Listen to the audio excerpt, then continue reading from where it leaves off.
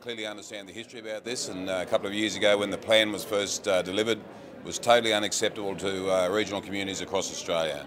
There hadn't been any consideration given to the longevity of those communities, about how those communities were going to operate in the new system, and a consequence of that, I think there's been a tremendous amount of lobbying and work done with the Minister and with his department to try and get them to understand that rural communities, the importance of rural communities, first of all to the Australian economy, certainly the importance of irrigation to those rural communities, and the desperate need to make sure that we got a balanced plan that actually delivered water savings, environmental outcomes, but at the same time maintain the economic capacity of those communities throughout that region.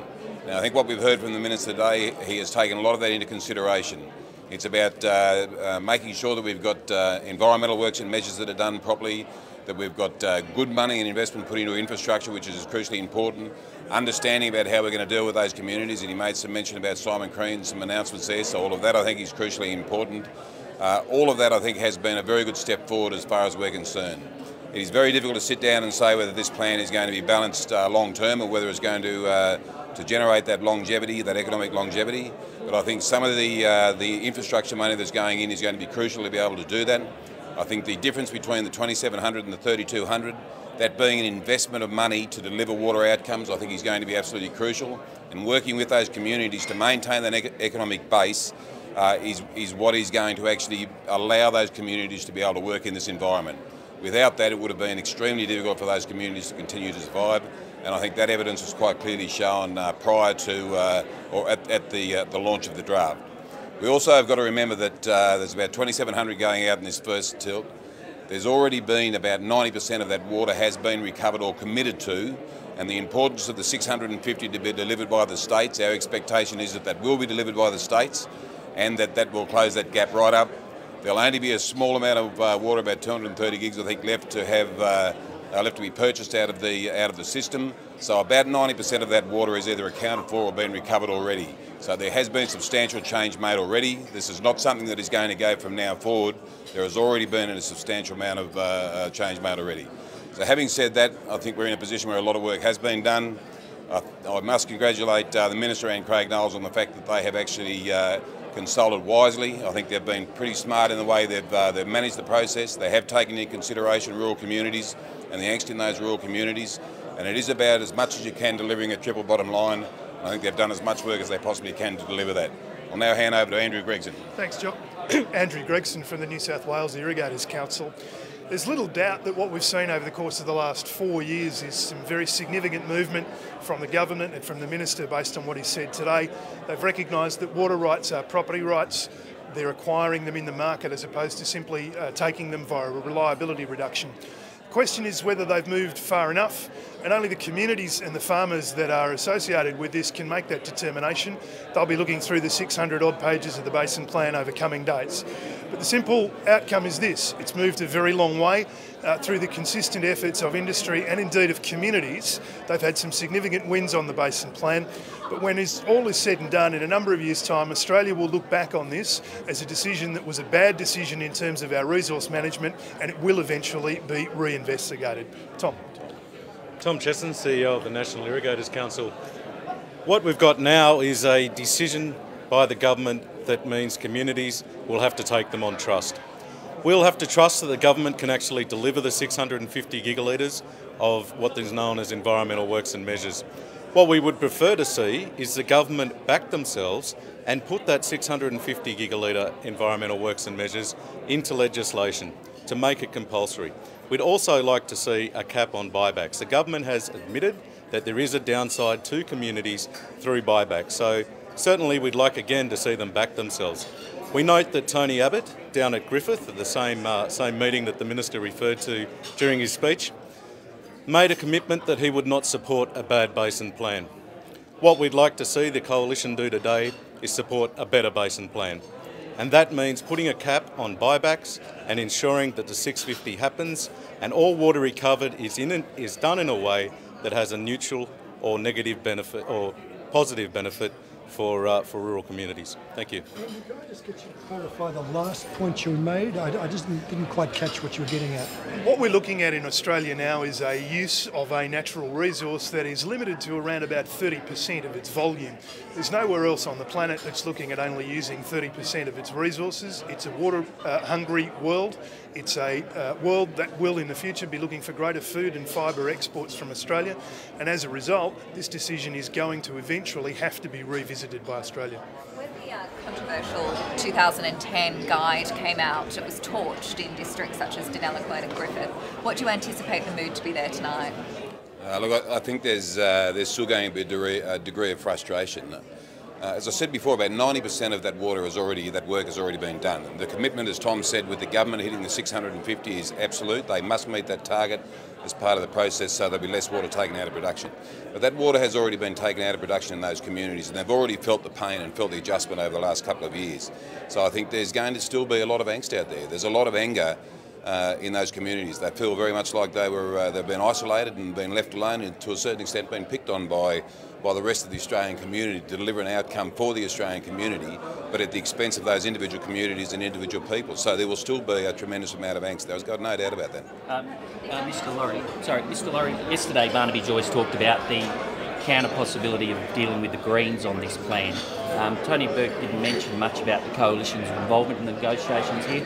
What have you observed in regards to that debate and its influence on the final plan that we're dealing with today? Look, you need to understand the makeup of Parliament at the moment. There's any number of outcomes could come at any day. It all depends on where the numbers are and what potentially what the outcome is. There's no doubt that there would have been a tremendous threat as far as we're concerned if the government had to do a deal with the Greens to get this through. We wouldn't know what they would have asked for and potentially what the government would have had to give.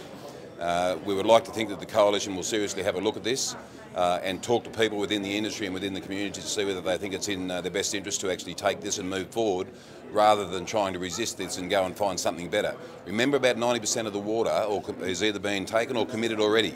So if we're going to make changes now, where are we going to go to? So I think we need to understand that we need to tie the states in and try and make sure that those states really do that. We minimise the buyback, as has been said by both of our people, to make sure that we can maintain that economic capacity, and that addition from 22 up to 27 up to 32, the funding of that to maintain that economic capacity is going to be very important. So we'd urge the Coalition, and the Coalition have been actively involved in talking to the Minister right throughout this process. They, as much as anybody, with members sitting out in regional areas, understand exactly what the circumstances are, I can tell you. Do they deserve any credit for this outcome, though, the Coalition's? Barnaby Joyce been more like a statesman rather than the opposition's attack dog on rural issues? I think Barnaby speaks his mind on many issues, and I think he was very much speaking the mind of a lot of rural communities when he was making statements in regard to this. But I think he's also been doing a lot of work with the government and with the Minister behind closed doors trying to work through and get a very good outcome. I mean, I don't think there's anybody in a rural area that wants to get a bad outcome out of this. They all want a good outcome that allows economic sustainability, the sustainability of our communities, and create an environment for people to work. So I think you'll find that sensible politicians have been working in that environment. The Minister has failed to outline a contingency plan if this does have an adverse reaction for communities. Is that something you would like to have seen, a contingency plan to help communities that might be affected badly by this plan? Yeah, look, one of the arguments we've had all the time is there's already been a lot of water gone, and there's been some adjustment already made throughout that process. We have been saying that through Regional Development Australia, they need to have a look in some of those communities to see what opportunities they can actually take to put alternate businesses into those communities, so to speak, so that they could find ways to help drive those economies. Just stripping the water out, taking away that economic capacity of those communities has a definite impact. And once you start having impact on small businesses, schools, doctors, nurses, then it breaks some of the structure of those communities down. It's very important that the government do look at opportunities that they've got in actually driving alternate industries, in alternate forms of employment in those communities to help through that adjustment phase. Look, the ultimate contingency plan from communities is to limit the amount of water that is purchased from them and to concentrate on infrastructure investment that maintains productivity. Yep. Unfortunately, Minister Burke has not delivered that today, despite the fact that he's been asked to. He argues that a limit on purchase is implicit. We'll be asking the federal coalition to commit to making that cap on purchases explicit, and we understand that the New South Wales government are looking at exactly that as well. How far will you be pushing them, though? Are you going to suggest maybe they move a disallowance motion as they can do? Well, as I said earlier, I think that the Basin Plan has moved a considerable distance from where it started. We are looking at a plan that is considerably different to what the guide was. There are a great deal more positives in it than there were at the time. The final positive would have been to limit buyback, and we understand that the New South Wales government are looking at a method to do that under the plan as it stands at the moment. There are still some coalition senators who are saying that this is just an act of political appeasement, and they're seeing that the role of the irrigation and farming groups in that process has aided and abetted the outcome. What do you say about that? Oh, it's a load of rubbish. We're out here to represent our constituents, Colin. We'll do the best thing we possibly can. We need to understand the political environment. We need to understand the political environmental outcomes. We've got to work with the ministers, with the opposition, with everybody out here to try and make sure that we get the best outcomes we possibly can. What we do know is, as Andrew's just said it, I mean, this is a substantial change from where it was up until where it is now. We need to recognise that fact. And now you've got to sit down and say, and the communities need to sit down and say, are we better off having this plan as it is now, or are we better off having a disallowance motion, getting it thrown out and trying to start again? Remember, 90% of that water is either committed or already been recovered. So how are we going to get into a better situation? And this is, I mean, in the end, this is a political decision that's going to be made. Our role is to try and make sure that we get the best outcome we possibly can.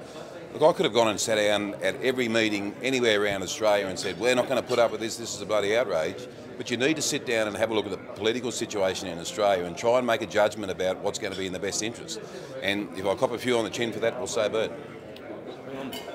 Just on the issue as well, I must say that the Minister made it very clear that there's not much point acquiring the water if you can't deliver it. Now, the constraints management issue is a huge issue. We are, and certainly my members are dubious that the $200 million that has been allocated will address that constraints issue. Now, this is something that we'd ask coalition senators, we'd implore coalition senators and other members of parliament to look at. The constraints management strategy is going to be looked at over the next 12 months. So we need to get that right, or potentially, as Andrew said, we'll be sorry for the decision that's made today.